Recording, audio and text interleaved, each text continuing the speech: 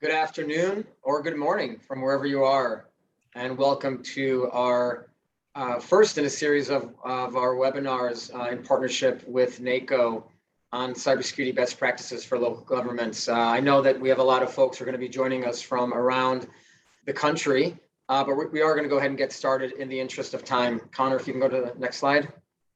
My name is Parham Eftekhari. I'm the Senior Vice President and Executive Director of the Cybersecurity Collaborative, and I want to welcome all of you to today's briefing. I want to extend a special welcome to members of the Cybersecurity Collaborative who are joining us today, and also members of NACo, ICMA, and ASBO, all of whom are partners of the Collaborative, and of course, all of you are wonderful guests. We have a very deep and profound respect for our public civil servants. We know how hard you work. We know that it's often a thankless job. And because we're in the cybersecurity and national security space, we deeply recognize and understand the threats that you're under. Nation state adversaries and criminal adversaries are working tirelessly to take advantage of the vulnerabilities that exist within the technologies that are running the services that are running the networks and the apps that you use on a daily basis to provide services to your citizens and to your constituents. And our job here at the Collaborative and what our partners NACo and ICMA and ASBO do are to help keep you safe. And so we are really honored and excited today to be joined by two industry leaders, Ron and Rita, to talk about some cybersecurity best practices. I'm going to go ahead and introduce Ron and Rita, and then I'm going to give you a brief overview of the Cybersecurity Collaborative, and then I'll hand it off to Rita to get into today's discussion. Ron Ross is joining us from NIST. Ron is a fellow at NIST. He's, I have to say, he's a very dear friend of mine, going back many, many years, actually helped me get started with my career in cyber. For those of you who are not familiar, he is an expert in cyber system security engineering and risk management. He's an author of many of the frameworks that come out of NIST that you all probably utilize within your organizations. NIST Risk Management Framework, FIPS 199, 200, over 20 years of service in the Army, and his accolades go on and on. So we're excited to have Ron, really a major figure in cybersecurity. Also joined by Rita Reynolds, the CIO from NACo, was formerly the CTO. She heads up the IT advisory committee at NACo. Also, several decades of experience just in the county and state level technology, just a wealth of information specifically to state and local government. So we're really thrilled to have them here, and we'll welcome them to the stage in a moment. Next slide. But first, I want to give you guys a really quick overview as to the Cybersecurity Collaborative and who we are and how we work with our cybersecurity partners. The reason we're doing this with NACo is because we are one of NACo's endorsed partners. And what we do is we help solve some of the cybersecurity issues and help bring resiliency to counties and municipalities across the country. Essentially, we're a membership organization. We don't sell any services or any technologies, so this is not a vendor pitch. But essentially, if you're a county leader, if you're a municipality leader, and you're trying to understand and get access to tools and resources, and more importantly, get an opportunity to validate your strategies, and you're looking to get opportunities to bounce your ideas off of cybersecurity experts. So before you're spending resources, before you're signing contracts with cybersecurity vendors, before you're deploying strategies like third-party risk management, like asset management, like cloud security, if you're trying to figure out how to launch a ransomware strategy to protect your county or your city against all the ransomware threats, that's where we come in. We basically have a program that consists of a vendor-free environment. There's never anyone trying to sell you anything, where you can access peer-to-peer best practices, tools, resources that are all designed to save you money, save you time, give you situational awareness. We built our program to be complementary with what NACo does, with what the MSISAC does, with what DHS and CISA and the FBI are all offering. And it really comes down to providing rural, suburban and urban counties and technology and cyber leaders access to some really great information. So we're really grateful for the partnership we have with NACo, as well as some other affiliates. please, go ahead and check out our website. Obviously, you've gotten access to us because you've signed up for this webinar, and we're looking forward to being able to work with more of you to bring some of our tools and resources to help you be successful as you defend your organization. And with that, I'm going to go ahead and ask Ron and Rita to turn on their cameras. And Rita, I'm going to hand it off to you to kick off today's webinar. And it's great to see you again, Rita. I know last time I saw you was at the annual conference. So it was great to see you then and great to see you today. Absolutely. And it was awesome to be in person in July.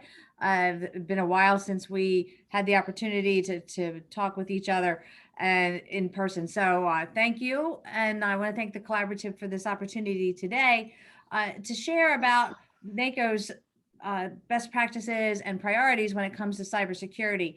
And next slide, please. So what I want to do is spend a little bit of time explaining the priorities, and we are privileged to have Ron Ross with us today as well from NIST, and he and I are going to dialogue back and forth about some of these priorities and some good questions that I'm going to ask him as well in terms of how to implement and how local government can go about ensuring that you have the best safe infrastructure in place to protect the county assets. As Parham mentioned, I do have several decades in my history here and having worked with counties in Pennsylvania. But back in the late 1980s and into 1990s, I spent 20 years as well at the County Commissioners Association of Pennsylvania, and developed a lot of relationships and work with the state as well as the federal. So I'm very happy to be here at this level, at the national level, sharing with you from what I've seen and how things have changed over the years. And I know Ron has a similar experience in terms of how things have changed. So let's dive in and let's just talk about the cybersecurity priorities and best practices. You'll see in front of you a screenshot of the publication, and later, in a few slides later, you'll also have access to the link where you can go and download this document, and it's also available online. How it came about is that in the work that I do with counties through what's called our NACo IT Advisory Council and our IT Standing Committee, we really talked about what's important when it comes to cybersecurity. There's so many things out there that I should be doing, but where do I need to focus on? What should be the number one or number two? And worked very closely with a subset of county IT leaders. And then once we had a draft in place, started socializing that with our committees at NACo, as well as what's called the Policy Committee, Telecommunications and Technology. And it was very well received. It was even influential in helping to make some changes to the NACo platform in terms of more support for cybersecurity. Also, in the course of finalizing this publication, had a number of conversations at the national level with other national associations, including the National League of Cities, ICMA, National Association of State Legislators, and NACo, the National Association of State CIOs. We're all saying the same thing. And it's encouraging and reassuring that we are working towards focusing on all those same best practices around cybersecurity, yet at the same time, it can be challenging.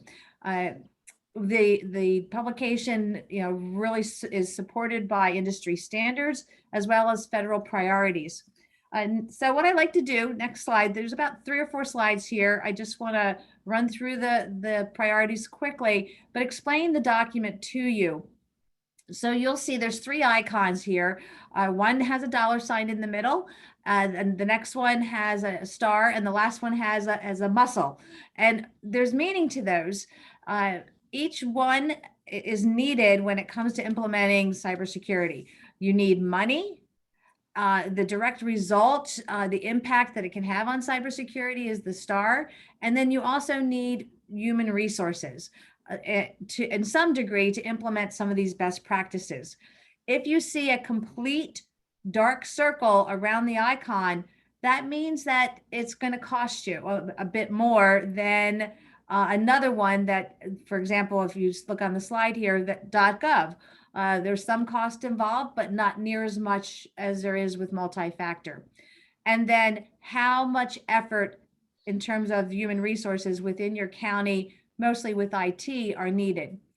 So those are how the icons work. The one at the top there is multi-factor authentication. I have yet to meet anyone who's going to say that MFA is not important.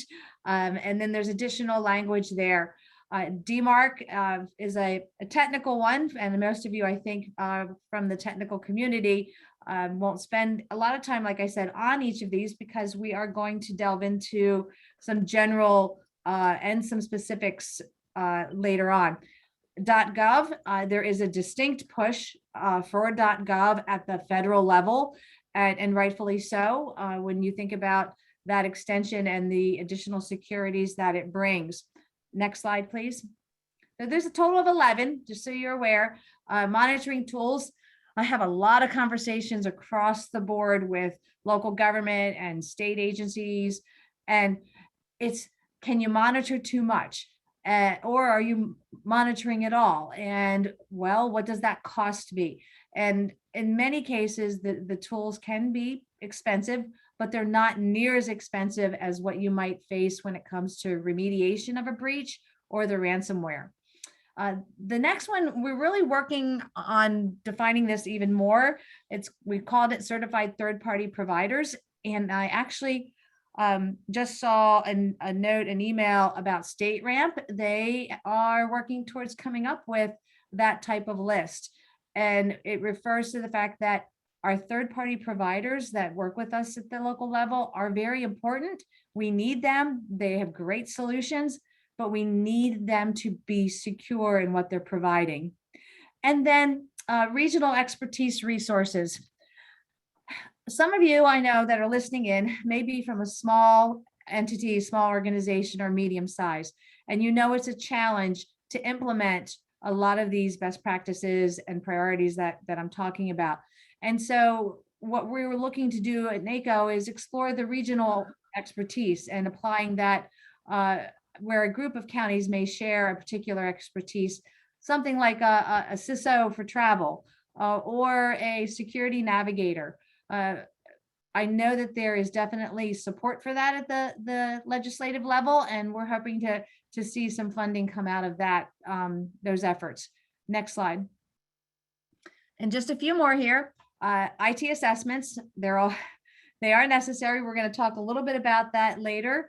They help uncover where you have exposure, and it's not a once and done type of event. It's something that you should be doing on a regular basis. End user education and protection. I'm sure I'm preaching to the choir here. Another area where it's constant reminders, phishing tests, as well as education on how the environment is changing and why we need to even be more secure. And of course, from the protective side, which I think a lot of local government entities do pretty well with this, but that's making sure that you've got the right antivirus on the local machines, but also extending that end user protection to connections when folks are working remotely. And then the last slide here has a couple more. I would be remiss if I didn't mention how important MSISAC, the Multi-State Information Sharing and Analysis Center membership, is. No cost for many of their services and very little effort on your part to sign up. The results are tremendous. The daily alerts that you get in and of themselves are extremely helpful, great reminders with direction on what to do, and it doesn't cost you anything. And then finally, what I like to say, the devil's in the details, but policies are important and include your security incident policy, those forms and procedures. After an event, that's what many folks have to go back and look at, is what happened and did we follow our policy? Does our policy need to be revised in some fashion? So those are the 11 best practices. And in talking with Parham, it was really enlightening to hear how the Cybersecurity Collaborative could help support educating counties on the importance of these 11 priorities. And over the series of webinars, we're going to cover some of those in more depth. Today is just a high-level overview, and we are very privileged to have Ron Ross, as Parham introduced him, a fellow with NIST. And Ron, I know I spent a good bit of time talking here, but I want to ask the question, from your perspective, what has changed since the pandemic in terms of our online presence, and what your thoughts are on the why and how that ties into these best practices? Well, thank you, Rita, and thank you, Parham and the Collaborative, for doing this series. And again, I think this is a great partnership with the National Association of Counties. The counties are the ones who are on the ground executing. They're close to the customers. And I think, to get right to your question, Rita, about the pandemic, I think all of us a year and a half ago, when the pandemic struck, this happened at NIST. It wasn't just a few people going to remote work. The entire organization went home and started working from home, basically teleworking.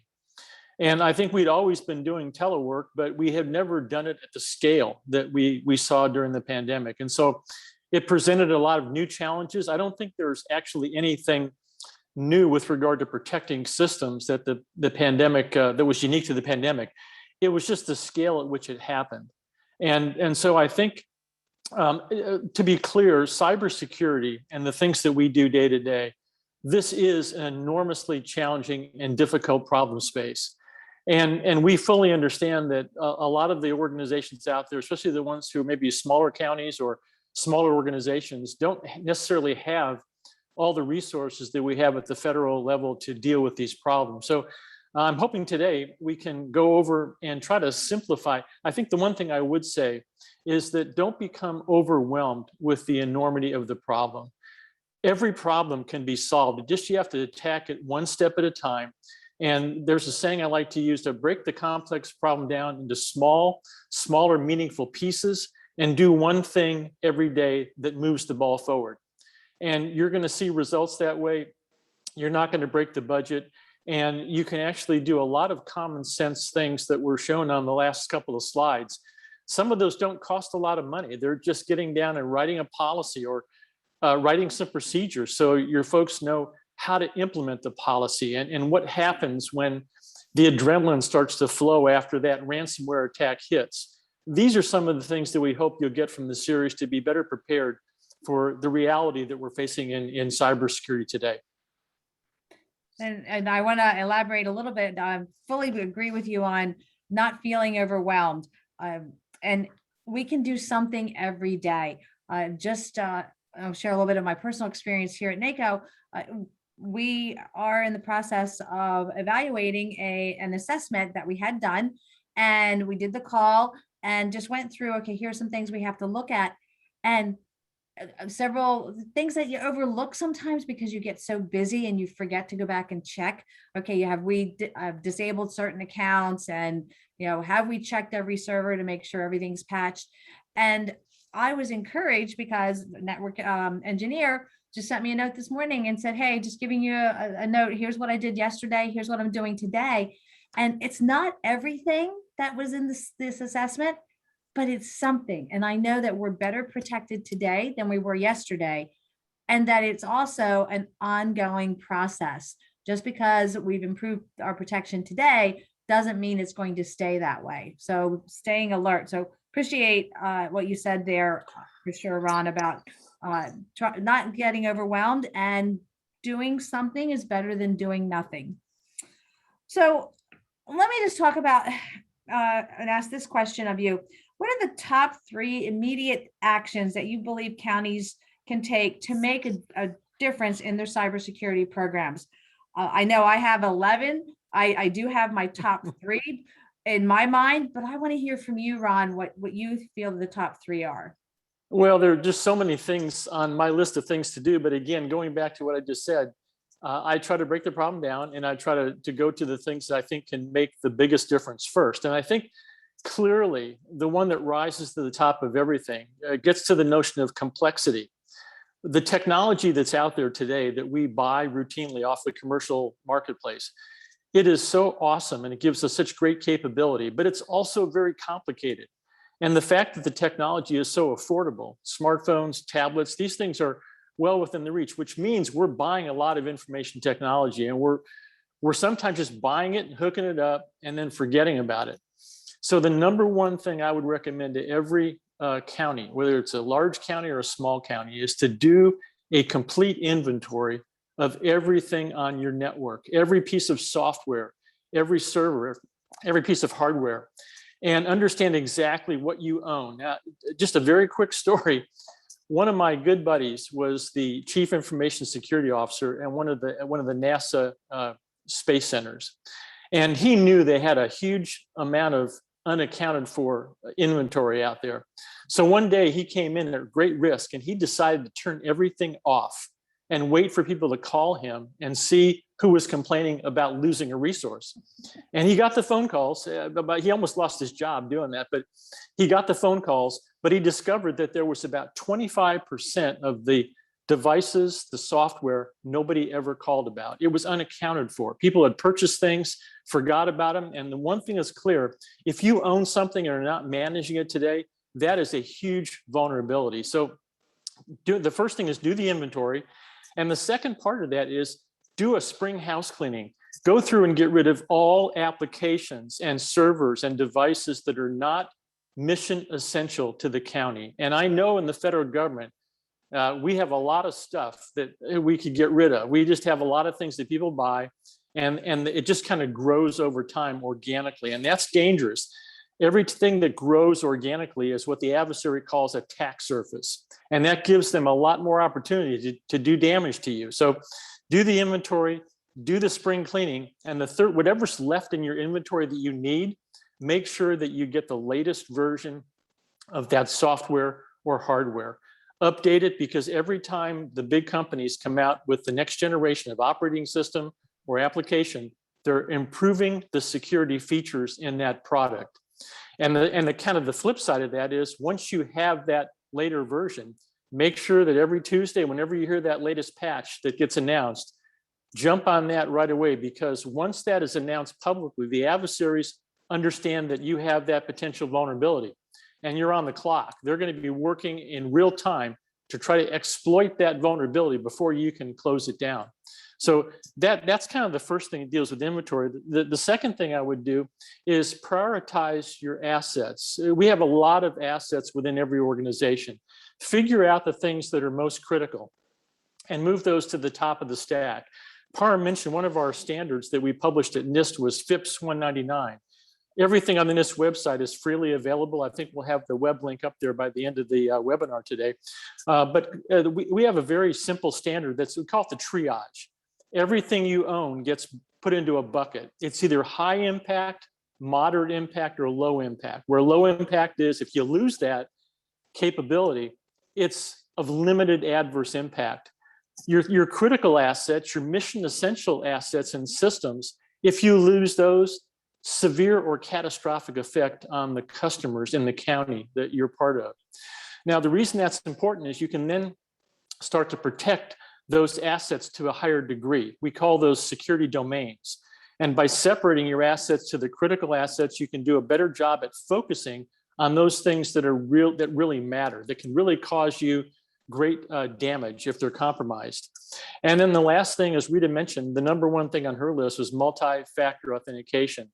Strengthening your identity and access management system is critical. One of our former federal CIOs, Tony Scott, said this was after the 2015 breach of the OPM system, when we had one of our worst attacks ever. We lost over 20 million records of highly sensitive federal information.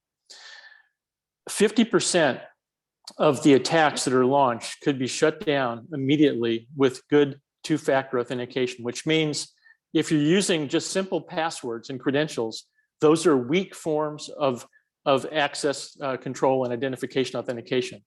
And so that is not a trivial investment, but that kind of investment, as Rita said, if you can shut down half of your successful cyber attacks doing one thing, then that's the focus of where I would do my investment. Those are the top three, Rita, that I would say I would focus on first.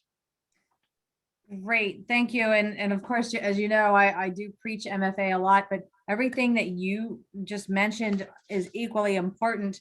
And I can think of a recent example. It's well, who is this account? That was the question I asked just a couple days ago, and no one had a good answer. I said, well, disable it, and then we'll find out if somebody is really using it. And yeah, I don't always like to do that. Communication is really important with your C-suite, with your elected officials, but sometimes you have to make that decision quickly to protect the environment, and then beg forgiveness once you find out who it is. Another piece I do want to mention, I saw this in the chat or the Q&A, there are a lot of other resources out there for sure. CISA, we're a great partner with Cybersecurity Infrastructure Security Agency, and Parham, thank you for sharing that link as well. MSISAC, of course, and then MSISAC and the Center for Internet Security. I like to say they're all part of the same family, and we're working towards the same goal there. So today, of course, we're focusing on what NIST has to say, and I'm sure we'll have some other opportunities with the other webinars to focus on some of those resources. So Ron, let's just stay with this for a little bit. Is there any thing specific from, say I'm a county and I wanted to take advantage of some of those resources that NIST has available? Can you talk about those a little bit more? If there's anything that maybe you haven't already covered? Sure. I think that, when you come to the website, we have a tremendous number of standards and guidelines and frameworks and white papers. It can be very overwhelming. So what I would recommend is you start with something simple. One of our greatest efforts going back 2014 was the cybersecurity framework. We were actually asked to create that because the critical infrastructure sectors didn't really have a framework at that time. We had one at NIST, our risk management framework, which is now available. But that framework was developed in collaboration with literally all of the critical infrastructure partners across the country. State and local governments were involved, private sector organizations.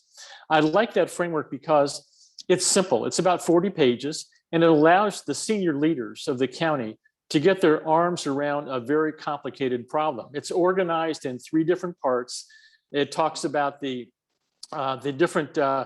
core structures of the different types of families of security controls that you might be considering for your organization. There's like a maturity level, and then there's the ability to create a profile. Every county is going to start from a certain place.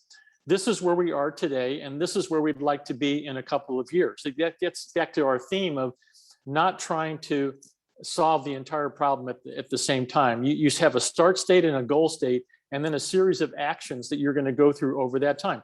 That framework is the first place that I would start, because it allows you to organize your thoughts, get your team together, start to assign responsibilities to different people, and then building that framework out. And that framework will lead you. It's organized under a set of high-level functions: identify, protect, detect, respond, recover. And then under those functions, you've got categories and subcategories, which lead you down to 5 different choices for control sets that you can choose from. Rita mentioned one of those is the Center for Internet Security, the 20 critical controls. We have a whole volume, a NIST Special Pub 853. We literally have over 1,500 controls that go down to the lowest level of detail. But you start out the top level of that pyramid, and you work your way down to the details of that control that you want to select. And then let's say, for example, you're looking at multi-factor authentication or any kind of access control. NIST has a detailed publication on that particular control and that topic. So you don't have to get overwhelmed with all the publications. You can pick the one that you're focused on today, go to the NIST website, get all the details, and then turn to your experts and say, come on back when you got that one done. And so that's that's kind of the beauty of the website. It's all organized in a hierarchical fashion. And if you have trouble, you can always call us or send us email. We'll help you navigate through. All right, thank you. And then I love the way you explained that and how to work through that. And I know near the end, there's a slide that has the link to the framework on there. So hearing all of that, what's the best way to prioritize the cybersecurity actions that a county should be undertaking? And before you answer that question, I know that some of the answer is going to be, it depends. It depends on where your county is in the cybersecurity journey. And one of the things that I've done over the past couple of years, actually 4 or 5 years, has taken the National Cybersecurity Review, the NCSR, that is through CIS, and it's a great 5-hour exercise, then a little bit shorter each time you do it, but a really good exercise to answer the questions and see, okay, here's where we were last year, here's where we are this year. And so from those reviews, you can prioritize and present to your elected officials, here are the things we need to focus on for the coming year. But with that as a framework, or as a background of what the counties have access to now, what else would you suggest, Ron, in terms of prioritizing the cybersecurity actions that a county needs to take? Well, I think there's two things. They're kind of two sides of the same coin. We talked about the first side of the coin a little bit already, about the things that you recommend in those 11 different areas that you're recommending to the counties. I think the first priority has to be protecting the county's assets and understanding what those assets are.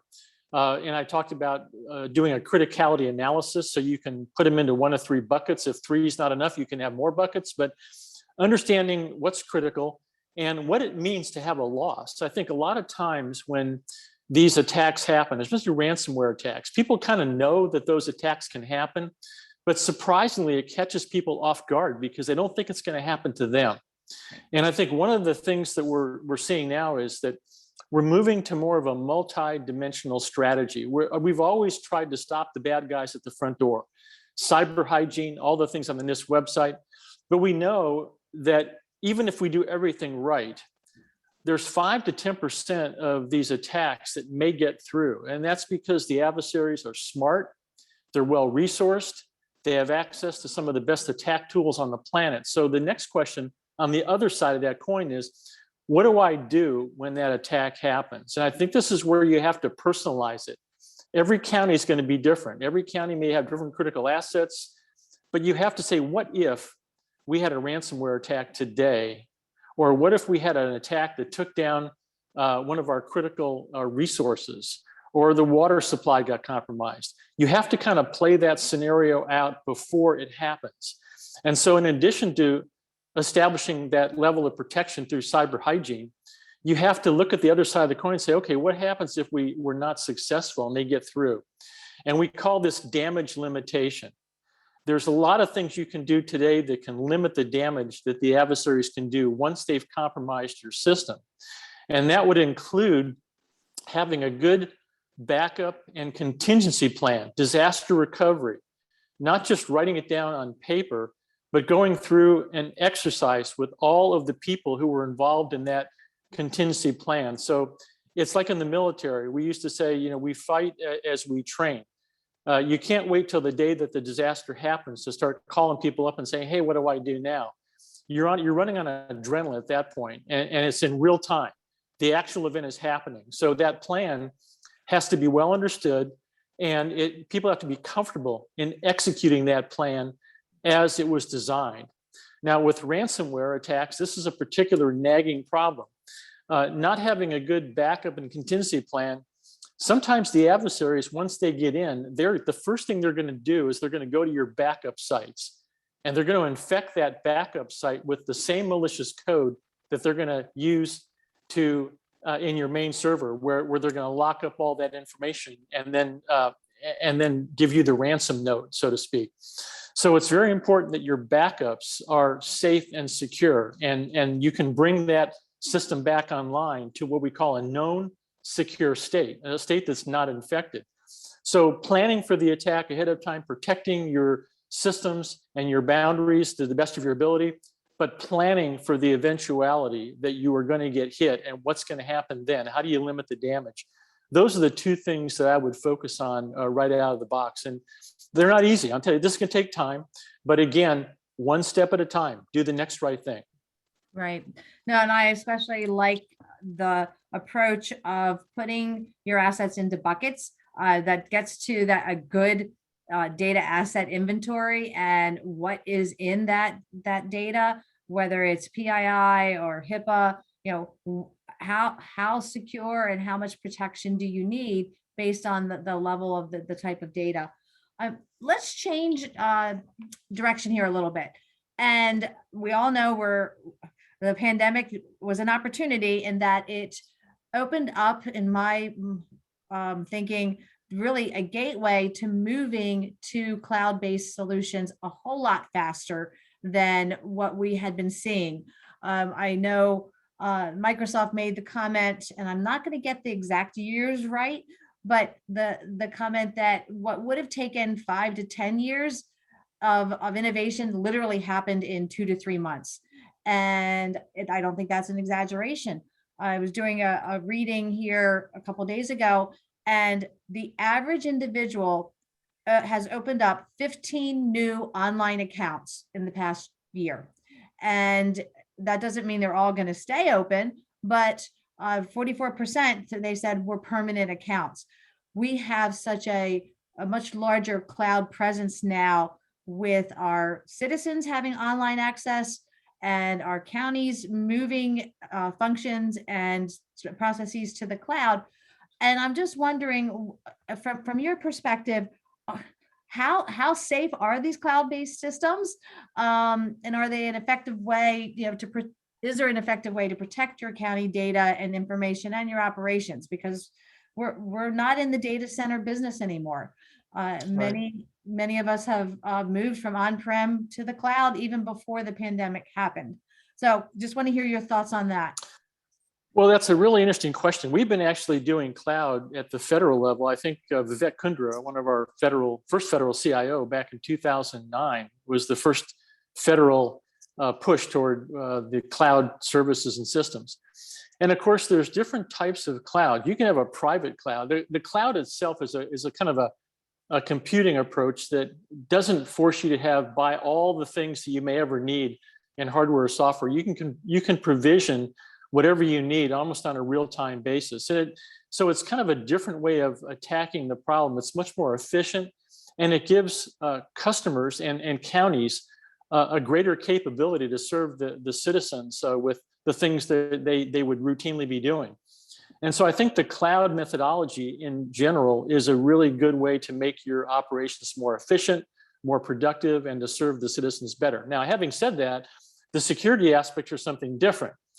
You can have a private cloud. A county could build their own cloud system on premise.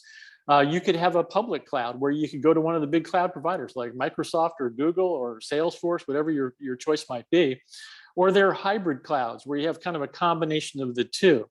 They all have different security issues associated with them, but I can tell you that in the federal government, we developed what we call the FedRAMP program. I think you mentioned something called StateRAMP. It might be patterned somewhat after FedRAMP. The idea is that federal agencies are always required to manage the risk of operating a system.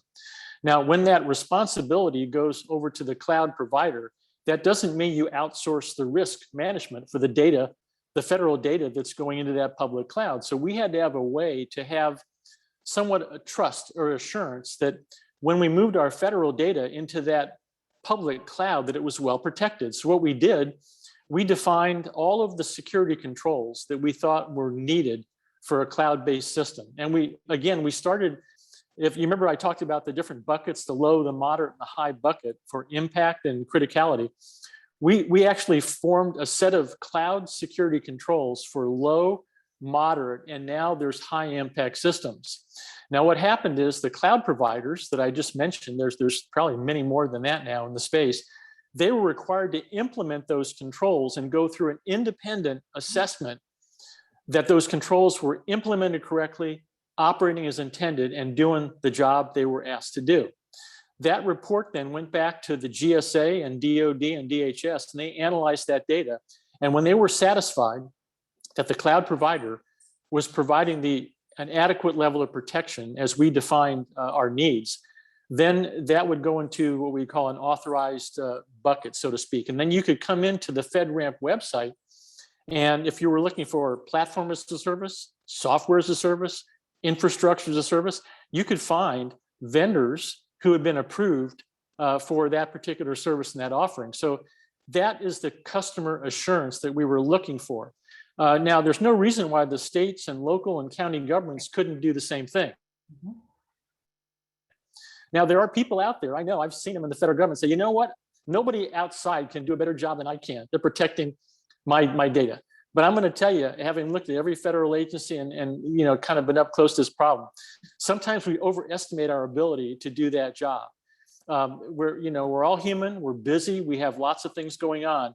And what I can tell you is the cloud service providers have done an excellent job. We have the Cloud Security Alliance. They've been involved in this work as well. They do a great job of building into these systems strong protections. Now, that doesn't mean that there can't be a breach. There's no system on earth that is impenetrable. But this is, again, a risk management decision.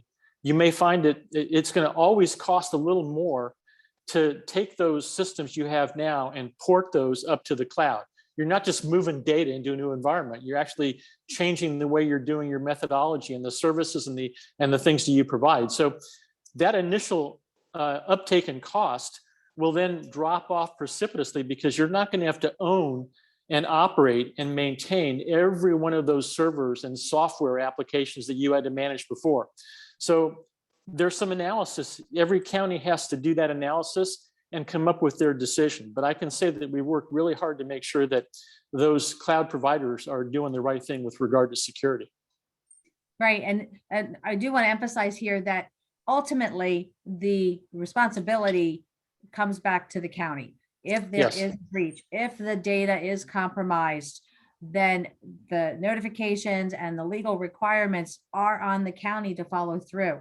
That doesn't mean that the cloud provider isn't going to be involved, but that's one of those clauses that needs to be in your contract or your statement or your terms and conditions.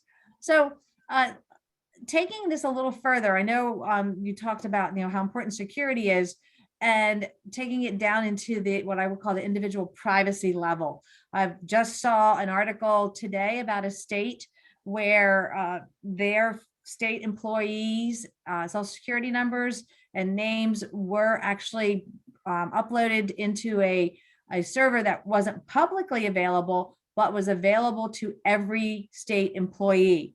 And they took it down, but it was up and available for any employee to log in and see all this information.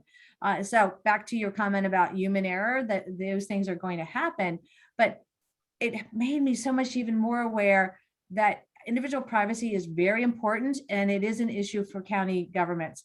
What resources does NIST provide that help counties implement effective privacy programs? Privacy and security go hand in hand, but they're not the same thing. And so interested to know what's available through NIST on that in that area. Well, I mentioned we have our cybersecurity framework, and we also have another framework that was developed a little bit later than the cybersecurity framework. It's called the privacy framework. They look the same in structure. They have the functions, the categories and subcategories. Now, the beauty about these two frameworks is, as you said, security and privacy are very different disciplines, but they work together. For example, if you were doing a Venn diagram, you draw two circles, and where those circles intersect. If you look at cybersecurity, there are three pillars that we talk about in cybersecurity: confidentiality, making sure you protect information so it's not unauthorized disclosure; integrity, making sure the data is not modified; and then availability, making sure that the information and data is available to do the job that you want the system to do. Now, when it comes to confidentiality, that's where we have an overlap with privacy. We want to make sure that the system has the requisite security protections, so the confidentiality of what we call personally identifiable information. You mentioned social security numbers, things that can be associated with you, are well protected. And that has to be provided by that foundational security program that the county would operate. Now, privacy, though, on the other hand, it goes beyond security. Privacy, people worry about how much data can I collect on an individual? What can I do with it? How long do I keep it? All of those things are part of that cybersecurity framework. Now, the good news is one of our special publications, NIST 800-53, I talked about that earlier, 1,500 controls. We have integrated privacy and security controls into the same publication. And so now counties can go to one publication and have access to both security and privacy controls that they can use in both our cybersecurity framework and our privacy framework. In fact, I think we're the only organization in the world that has integrated privacy and security into the same publication because they have a dependency. They both need each other to be successful. So again, that privacy framework is not on the link on the slide, but you can go to our website, and once you're there, you can find the privacy framework very easily. We have a search engine on the website.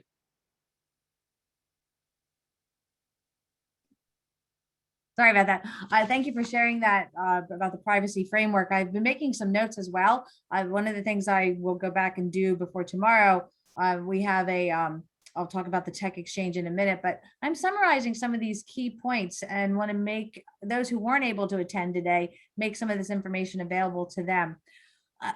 I just want to talk a bit about zero trust. It's a term that's been loosely thrown around, and now you hear it constantly, whether it's from our corporate partners or from at the national level or even within the local government. And is there any guidance that NIST provides in terms of zero trust, the architecture, and what's the advantage for counties to go that direction? Well, again, a great question. Zero trust has been around for a long time. It's a concept that probably goes back a decade or more. I use an analogy. I like to use analogies to try to describe what zero trust is. You have a house and you have a lock on your front door. But if the bad guys get through that lock on your front door and they get inside your house and they can rifle through every room in your house and steal all your valuables, that's not a good thing. That's how most of our systems are built today. If the initial perimeter defense fails, the adversary gets in with that single password, the credential is compromised, they will escalate their privileges. Now they look like insiders. They can rip through that system and they can jump to other systems and do extreme damage. What if the bad guys came into your house and every room in your house had a lock or a vault or a safe in that room? You see, what we're trying to do is you collapse that large network perimeter and you collapse it down to smaller and smaller resources. I talked about the FIPS 199, high, moderate, and low impact. Well, now you take individual resources and those same access control or multi-factor authentication identity and access management controls that you had at the network, if that fails one time and the adversaries get in, they can do extreme damage. Now you're making them do that on individual resources. So the adversary has to get into every safe or every vault in every room in your house. And what's the effect of that? It increases their work factor. It slows them down. It makes their life very, very difficult. And we have a lot of technologies out there. You mentioned NIST has a specific special pub. I believe it's special publication 800-207. A colleague of mine, Scott Rose, wrote that. It talks about zero trust architectures and zero trust concepts. The good news for the counties is there are a lot of vendors out there who are now implementing or making zero trust technologies available. But that does mean that you've got to go, I call it below the waterline. You have to start paying attention to the architecture. It's not just putting in that firewall or putting in the multi-factor authentication controls, because if those fail at the outer perimeter, you have to look at the inside of the system and the architecture, and that's where zero trust comes in. It's a great technology. I think there's going to be, now we have, it's in the executive order, so it's going to be mandatory for the federal government. There's going to be a lot of interest in that, but I would recommend that you don't get overwhelmed by the vendors that are going to be trying to sell you every potential solution. Do your homework. Don't move too quickly, but get all the information you can and make good decisions within the cost and the schedule and the performance requirements that you have at the individual county levels. Right, and an excellent explanation, great analogy. I also was, as you were talking about the house, I was thinking about a castle with the moat as well, and the drawbridge, and etc. So I have just one more question, and before we get to that, I know there's a poll that our moderator or in the background is going to put up on the screen. If attendees can take a moment to answer the poll, that would be great. And then also, if we could put the slides back up, I do want to talk about a couple additional resources, because there are other resources available to counties when it comes to cybersecurity. So if we could go ahead and share that, that would be great. And this first slide here that's going to come up has to do with the NACo Tech Xchange. So we have a network of county IT leaders, and they are very interactive on a daily basis. And I just wanted to make sure to share that with everyone. I'm going to put the link in the chat as well. We encourage you to take a look at that. It is a free, no-cost resource for our county IT leaders, and it has a number of benefits beyond just the discussion group. Next slide, please. It also has we have a portal as well. And I will say, Parham and I worked together on a lot of this. The Cybersecurity Collaborative has a number of resources. And then we, through the NACo Tech Xchange portal, have quite a few templates for policies and job descriptions, toolkits, and some other national resources. And we continue to add to that on a regular basis. And before I turn this back to Ron and then to Parham, I just want to share a couple upcoming events on the next slide. We have been partnering with another entity, the High Performance Leadership Academy, which Parham and Cybersecurity Collaborative partner with as well. And we are offering this cybersecurity cyber attack simulation series. The September one is coming up, and it is on third-party provider scenario. And I will, like I said, the links are in the PowerPoint. When I turn this over to Ron and Parham to close out, I will also include that in the link as well. And we do have another webinar in this series coming up September 16th. So please put that on your calendar. That information will be out shortly. And then lastly, we have a pilot for your frontline IT type individuals that aren't at an IT director or a CISO level, but you want to grow them into that position. And so this Leadership Academy provides additional training when it comes to leadership and what it takes to be a manager. Hopefully you were able to answer the questions on the poll. And Ron, any closing remarks? I think the last slide after this one is actually your slide of resources. So let me turn it back over to you, and then we'll turn it over to Parham to close us out. And we may have a few moments here for a question or two if anyone has additional questions. And well, thank you very. Oh, go ahead. Thanks, Rita. I'll check the chat as well for any additional questions. Go ahead. I appreciate that very much. And thank you for inviting me to participate. This is an incredibly important series that are coming up. And I think the biggest thing that I think you can take away is that you're not alone in fighting this fight. You have a lot of resources out there, people who've invested years and years to develop the tactics, techniques, procedures, all the things that you can employ to help build a good security and a good privacy program at the county level.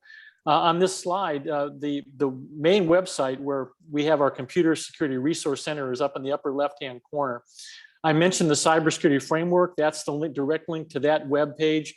And then we have a small business cybersecurity corner, which has a lot of tips and publications we recommend for organizations that are smaller. They don't have maybe a security staff, but yet they still have critical resources they want to protect. So again, you have a tremendous number of resources, and you're all our customers. You pay my salary, and if you have any questions at all about anything in the NIST inventory, please feel free to send me an email. My email is actually fairly simple.